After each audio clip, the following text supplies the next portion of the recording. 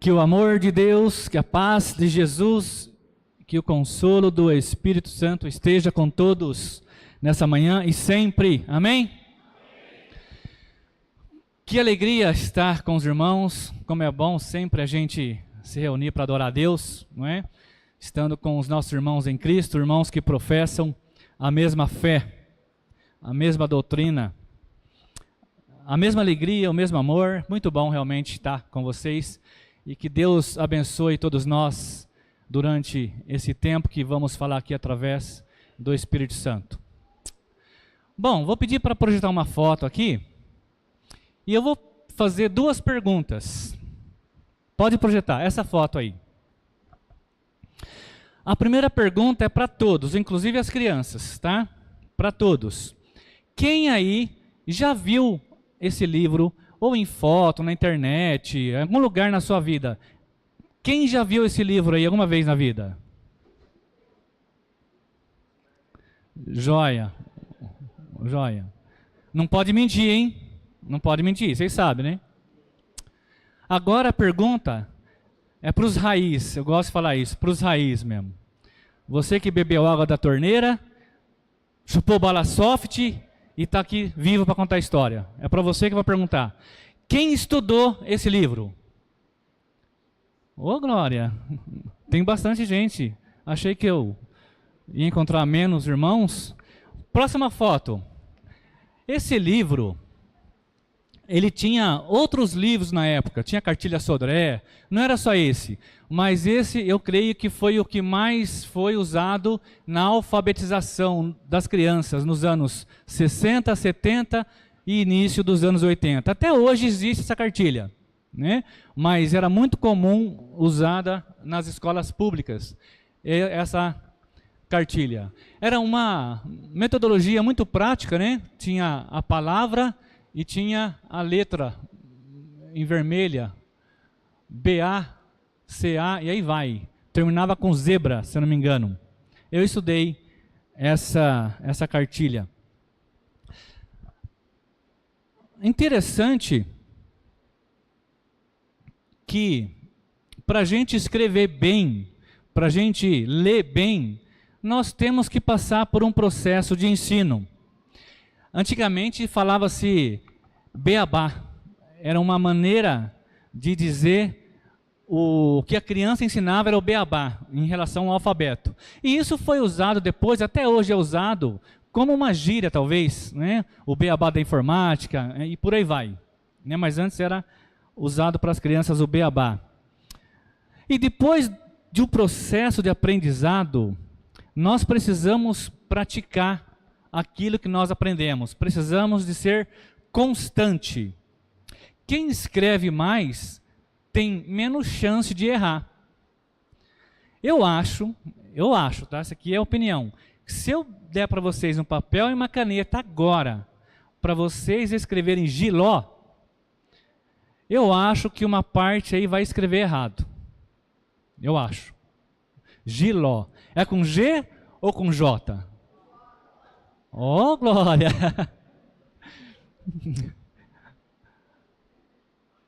Acertou, é com J. Muito bem.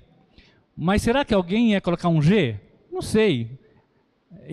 Sinceramente, eu estava com dúvida. Eu estava com dúvida quando eu pensei nessa palavra. Se você escreve hoje Giló com J, porque você aprendeu agora, né? A irmã ali ensinou a gente com J. Se de hoje até a semana que vem você escrever todas as manhãs Giló com J, Giló com J. Semana que vem, se eu perguntar, você vai estar craque, não vai nem titubear, igual ela fez. É com J, com certeza. Porque você está praticando. Porque você está usando essa palavra sempre, não é?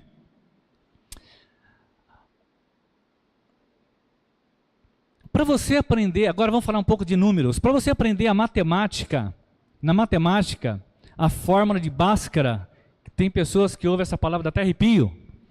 Para você aprender a fórmula de Bhaskara, você teve que primeiro aprender as formas geométricas, entre outras coisas você teve que aprender, não é? E outra coisa, qual que é a soma dos quadrados dos catetos? Talvez algum jovem vá lembrar, né? Algum adulto talvez se lembre, mas a maioria eu acho que não vai lembrar. a soma dos quadrados dos catetos é igual ao quadrado da hipotenusa. Ai que beleza! Grego, inglês, francês, isso aqui é a mesma coisa para mim hoje. Para a gente aprender então isso, temos que passar por um processo do beabá, algo do começo. E na vida espiritual? Na vida espiritual também nós sabemos que é assim. Nós damos um passo de cada vez. Nós ouvimos o Evangelho, não é? Nós cremos no Evangelho, nos arrependemos de quem nós éramos, nós confessamos que Cristo é o Filho de Deus, nos batizamos e estamos aí permanecendo, estamos crescendo, estamos aprendendo. Agora, nesse tema crescimento espiritual, daqui para cá eu vou colocar um subtema, tá? Mas o principal é o crescimento espiritual. Vou colocar um subtema aqui, que é como é a nossa vida longe da comunhão dos irmãos. Vou falar para vocês por quê. A gente fala de crescimento espiritual, de participar de aulas, de estar nos cultos, de participar dos grupos casa, dos grupos pequenos, do momento de oração, né? A gente fala isso e a gente pode entender, puxa, o Márcio é um camarada, tá ali, ó, em tudo, né? Mas como que é a vida nossa lá fora? Olha, irmãos, a vida lá fora, a vida no nosso cotidiano, a vida na escola, a vida em qualquer outro lugar, longe da comunhão com os irmãos, ela tem que estar em harmonia. Tem que estar em harmonia. Se não tiver harmonia, alguma coisa está errada. Mas é fácil a gente ser 100% lá fora? Não é fácil. Nós somos humanos, não é? Mas nós temos que procurar ser 100% lá fora. Temos que procurar. Cristo vai voltar e vai encontrar a gente buscando fazer o melhor.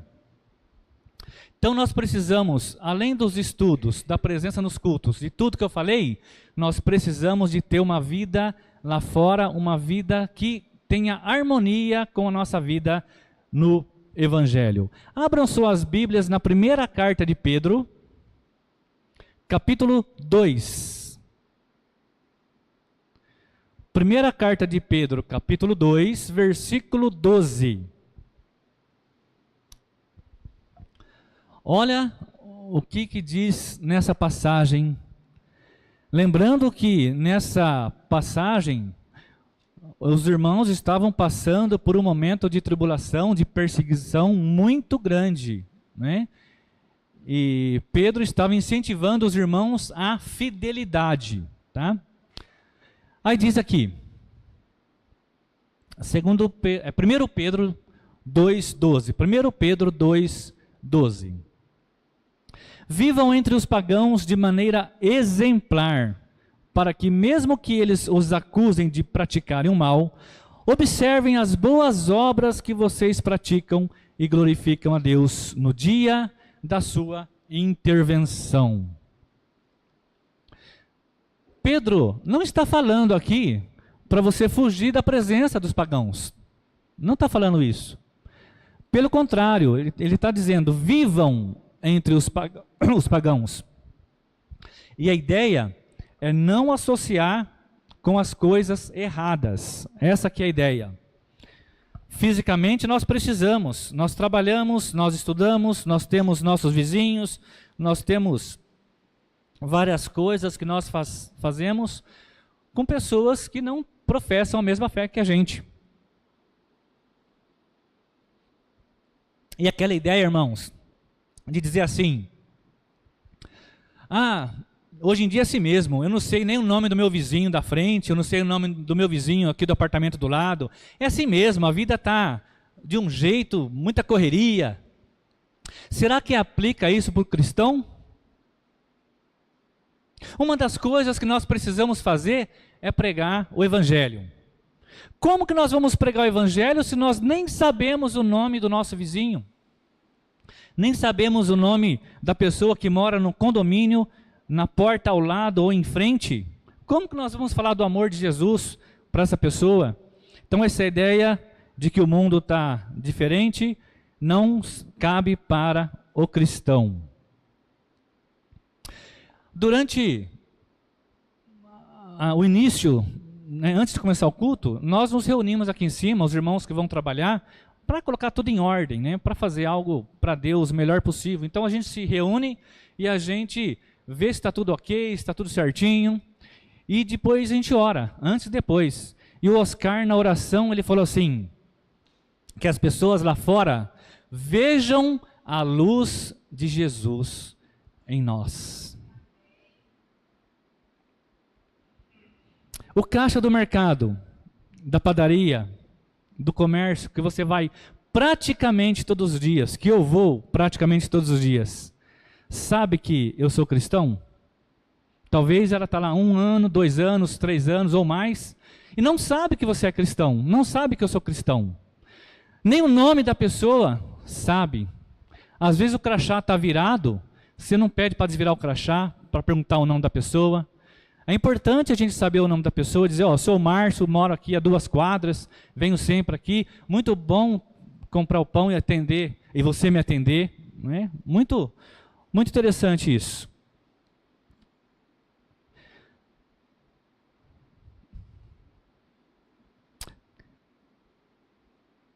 Quanto mais praticamos, mais crescemos. E a vida lá fora é assim, nós temos que praticar o amor de Jesus. A conduta nossa lá fora tem que ser praticada diariamente para ter harmonia com o Evangelho, com o que nós ensinamos e pregamos.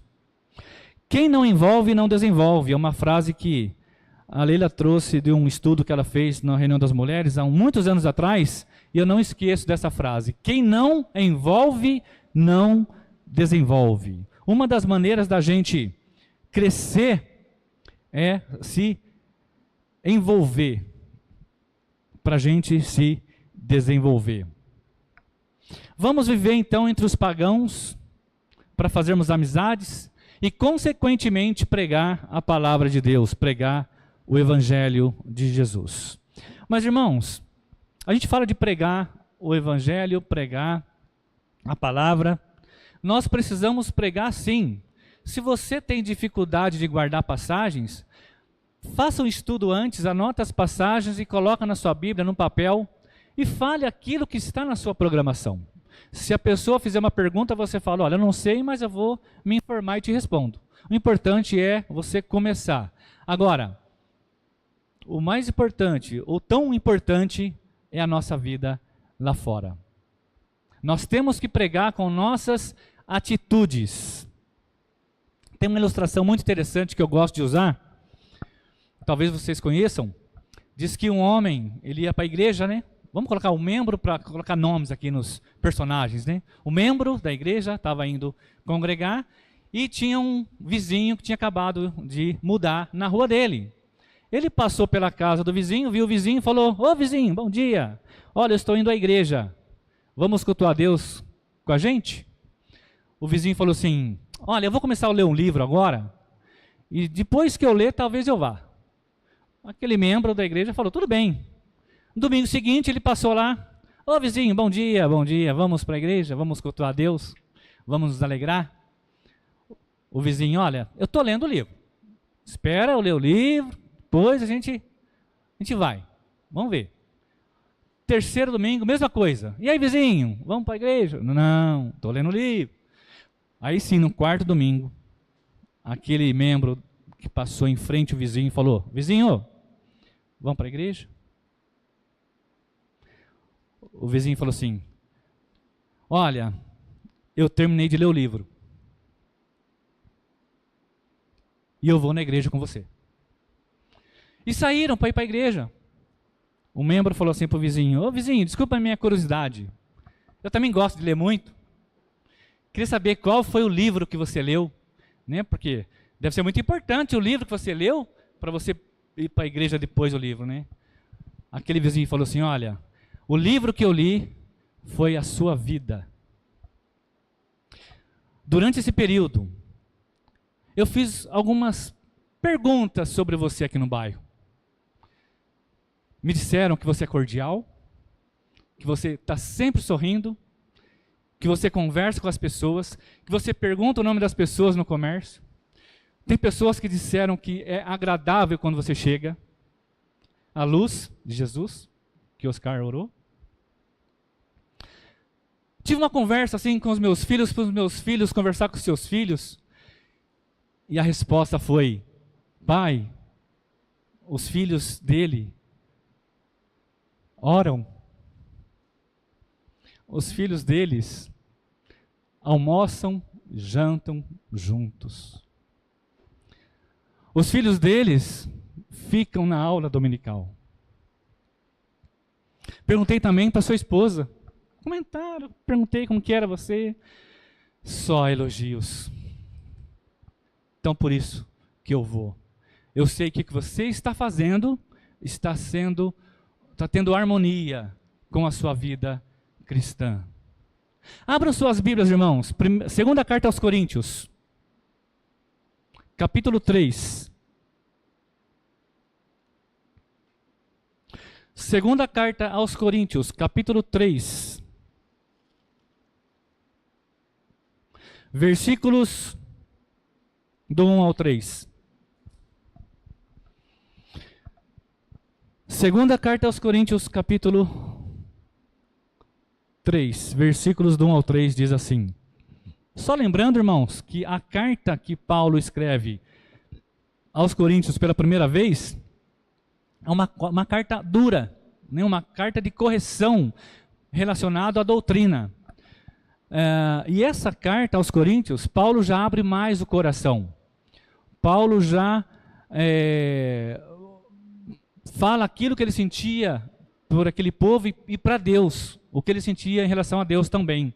É uma carta que o tema geral dela é consolação. Diz assim: será que com isso estamos começando a nos recomendar a nós mesmos novamente? Será que precisamos, como alguns, de cartas de recomendação para vocês, ou da parte de vocês? Olha o 2. Vocês mesmos são a nossa carta, escrita em nosso coração, conhecida e lida por todos. Vocês demonstram que são uma carta de Cristo, resultado do nosso ministério, escrita não com tinta, mas com o Espírito do Deus vivo, não em tábuas de pedra, mas em tábuas de corações humanos. Difícil ler uma passagem como essa e não se emocionar.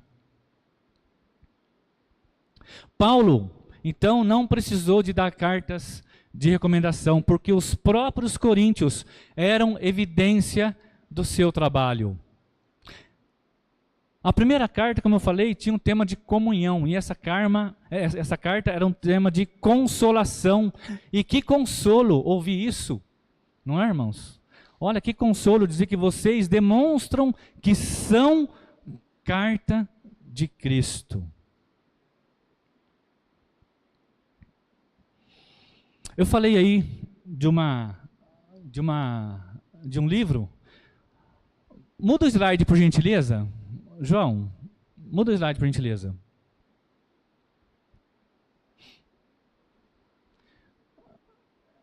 Antigamente, ainda existe hoje esse tipo de carta, ok? Mas antigamente era muito comum você escrever carta desse tipo. Você escrevia à mão, os jovens que não sabem, pegavam uma folha de caderno, escrevia a carta para a pessoa que você ia escrever lá para outra cidade, e geralmente você colocava: fulano de tal, espero que esta carta te encontre com saúde quando chegar, e vai escrevendo o que você precisava, depois coloca seu nome embaixo, não é? Na verdade, a carta já tem o remetente e o destinatário, já tem o seu nome. Essa carta que nós lemos é uma carta de consolação. E o que uma carta é? Uma carta, também conhecida como missiva, eu lembro desse nome quando eu estudava na 4ª série, ou ainda epístola. Ele é um tipo de correspondência sob forma de comunicação, de forma escrita, de natureza administrativa, social, comercial, ou qualquer outra que contenha informação de interesse específico ao destinatário. Ela foi muito utilizada nos tempos e hoje, na era da informática, está fora de moda. Há cartas de várias naturezas, mas essa carta aqui que nós estamos falando é a carta que o apóstolo Paulo, escrevendo aos irmãos, diz que cada cristão é uma carta escrita não com tinta, mas pelo Espírito de Deus vivo. Queira ou não, nós deixamos uma impressão na vida das pessoas. As pessoas leem a nossa vida. E se nós somos discípulos de Jesus, como que as pessoas têm que nos ver? Eu sei que cada pessoa tem um tipo de personalidade, né? Tem pessoas que são mais simpáticas, outras têm o mesmo amor, mas já tem a cara meio fechadinha, não é? É o tipo da pessoa, a gente não deve julgar pela aparência. Mas se você pensar que você tem que ser a luz de Cristo, olha no espelho antes de sair, esboça um sorriso, né? E tenta treinar esse sorriso para as pessoas. Gente, quando você vê uma pessoa com um sorriso, você já foi atendido num lugar onde a pessoa está de mau humor? Próximo. Não é estranho? E se uma pessoa fala assim para você: bom dia, fulano, tudo bem com você? Em que posso te ajudar? Olha a diferença. No dia a dia, nós podemos praticar, melhorar, para que as pessoas nos vejam e vejam a luz de Jesus. Vejam que nós somos pessoas de Cristo. Sabe por que existia cartas? Sabe por que existe cartas ainda? As cartas, elas transmitem a expressão do seu autor. Paulo aqui estava transmitindo a expressão. Como cartas de Cristo, nós devemos transmitir a imagem e o caráter do Senhor Jesus em todo o mundo. Filipenses 2,5 diz que nós temos que ter a mente de Cristo. Fala, seja a atitude de vocês a mesma de Cristo Jesus. As cartas, elas contêm também a assinatura do seu autor. A gente escrevia o nome no final, né? Como cartas de Cristo, nós carregamos o seu nome. E agora, irmãos, essa carta que Paulo escreve para nós, ela tem o peso e tem a autoridade de Jesus. Outra coisa para a qual se escreve carta. As cartas, ela contém um selo para chegar em segurança ao seu destino. E nós? E as nossas cartas? Como que elas são seladas? Efésios 1, do 11 ao 13, diz que nele fomos também escolhidos, tendo sido predestinados conforme o plano daquele que faz todas as coisas segundo o propósito da sua vontade, a fim de que nós, os que primeiro esperamos em Cristo, sejamos o louvor da sua glória. Versículo 13, fala assim, ó: nele, quando vocês ouviram e creram na palavra da verdade, o evangelho que os salvou, vocês foram selados com o Espírito Santo da promessa, que é a garantia da nossa herança até a redenção daqueles que pertencem a Deus para o louvor da sua glória. Somos cartas vivas. Nós temos um selo de garantia. Nós temos o Espírito Santo na nossa vida. É fácil a gente ser cristão quando estamos todos juntos. Nós temos que ser cristãos em todo o lugar. Se nós nos esforçarmos, nós vamos conseguir. Consequentemente, nós vamos crescer em todos os sentidos. Certa vez eu dei uma ilustração aqui, que é um perigo isso acontecer. Imagina você num sábado à noite, numa pizzaria, você está lá comendo sua pizza, beleza, daqui a pouco você acha algo que não te agrada, aí você chama o garçom. O garçom não está num bom dia, ele vem e te maltrata. E você vai falar com ele, ele retalia, e você começa a discutir com ele, começa a brigar, chega até se levantar, se exaltar para conversar, para discutir, aquela coisa toda, até palavrão pode sair no meio. Imagina essa cena. Horrível, né? Um cristão fazendo isso, num sábado à noite. Já pensou se no dia seguinte você está aqui congregando, cantando assim: ser como Cristo, tudo que eu quero. Aí você viu o garçom da noite anterior: tudo que eu quero, ser como Ele, daqui a glória. Já imaginou essa cena? Ela pode acontecer?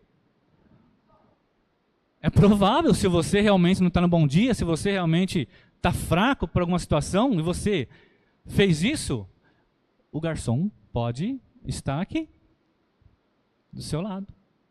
E ele olha você, e daí? Vai falar o que para ele?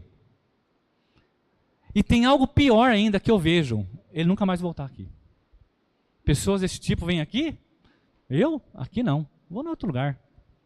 Olha que problema. E tem um lado bom, que eu não vou citar os nomes, porque essas duas pessoas estão aqui. Tem um lado bom. Aconteceu há uns anos atrás, uma pessoa estava precisando de ajuda, que não era cristã ainda, e algumas pessoas lá meio assim: poxa, não vai logo, tal, aquela coisa toda. Aí veio uma irmã, que está aqui hoje.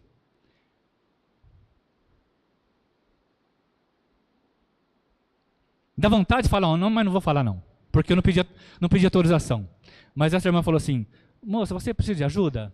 Preciso, eu estou meio perdido aqui e tal, né? Não, eu te ajudo. Ajudou, papapá. Tá, preso, papapá.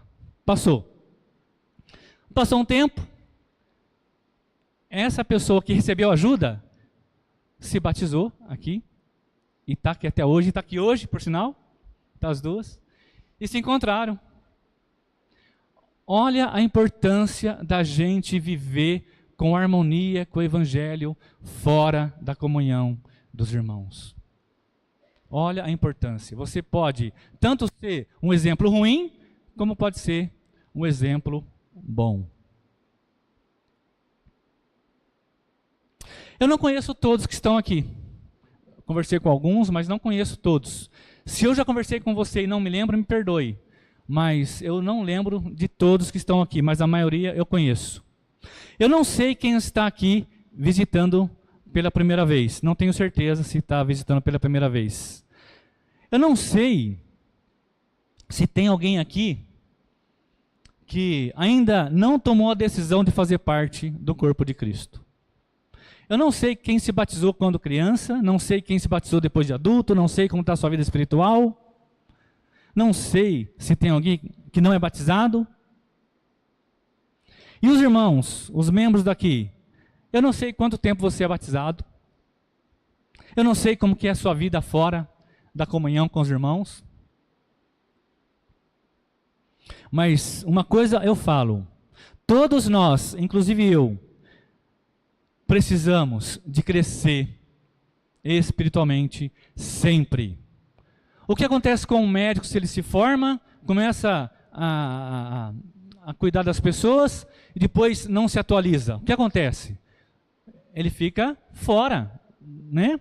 É até um perigo ser cuidado por um médico assim. Todos nós precisamos, não importa quanto tempo, 1 ano, 10 anos, 20 anos de batismo, precisamos crescer espiritualmente.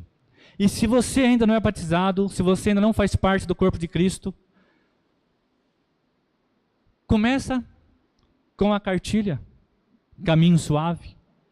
Começa com o beabá. Começa a aprender as primeiras letras, para você depois saber escrever Giloco com J, saber escrever bem, ler bem, ser um cristão fiel a Deus. Começa pelo começo. Vou contar uma história aqui que vocês já conhecem. Aconteceu, daqui 9 anos, vai fazer 2000 anos que aconteceu essa história, vocês já conhecem. Eu vou dar uma ilustrada aqui, mas vocês vão entender por quê. Mais ou menos há 2000 anos, lá no céu, Deus chamou o filho dele, falou: filho, vem cá. Está vendo aquelas pessoas ali no Guanabara? Eu vou ilustrar aqui o Guanabara, tá? João 3,16 foi por toda a humanidade. Mas vou falar aqui do Guanabara. Está vendo aquelas pessoas ali, ó? No Guanabara, falou para Jesus. Por elas não vão vir aqui comigo. Mas eu amo todos eles. Filho, eu quero todos ali, ó, comigo, aqui no céu. Eu não vou mandar Moisés lá, filho, sabe por quê? Ele não vai conseguir. Eu não vou mandar anjo. Por quê? Ele não vai conseguir. Não vou mandar Elias, porque ele não vai conseguir, filho. E você, meu único filho, meu amado filho, é você que vai descer lá. Porque só você consegue interceder por aquelas pessoas e por mim. Só você que consegue. Então eu vou descer, você lá embaixo, filho. E Cristo veio. Nasceu numa família maravilhosa. José e Maria. Magos fizeram visita para adorá-lo. Herodes, com inveja, ficou perturbado, não sabia o que ia acontecer. Com o cargo dele, mandou matar Jesus. Mas Deus está no controle de todas as coisas. E com certeza, o filho dele seria poupado naquele momento. Com 12 anos, Jesus se perde no templo. Eu costumo brincar que quem se perde são os pais, porque Jesus sabia onde ele estava. Começa o ministério com 30 anos mais ou menos. Ele é tentado no deserto, chama 12 homens para trabalhar, para ensinar, para discipular. Desses homens, um nega Jesus, um que diz que jamais abandonaria Jesus, abandonou, negou. Um deles traiu. Ele é preso, vai para a cruz. E antes de colocar Jesus na cruz, colocaram uma coroa de espinho. E a palavra de Deus diz que não colocaram aquela coroa de espinho com delicadeza. A palavra de Deus diz, lá em Mateus 27:30, que depois que colocaram a coroa de espinho, bateram na cabeça dele com varas. Já imaginaram? Mesmo sofrendo na cruz, ele pensa nos outros. Lembra do ladrão na cruz? Hoje mesmo estará comigo no paraíso. Lembra dos assassinos dele, que ele fala para os assassinos? Pai, perdoa, não sabem o que fazem. E o que Jesus fala para a mãe dele? Fala para Pedro, né? Eis sua mãe, eis seu filho. Arruma um lugar para a mãe dele. Mesmo então, no momento difícil, ele pensa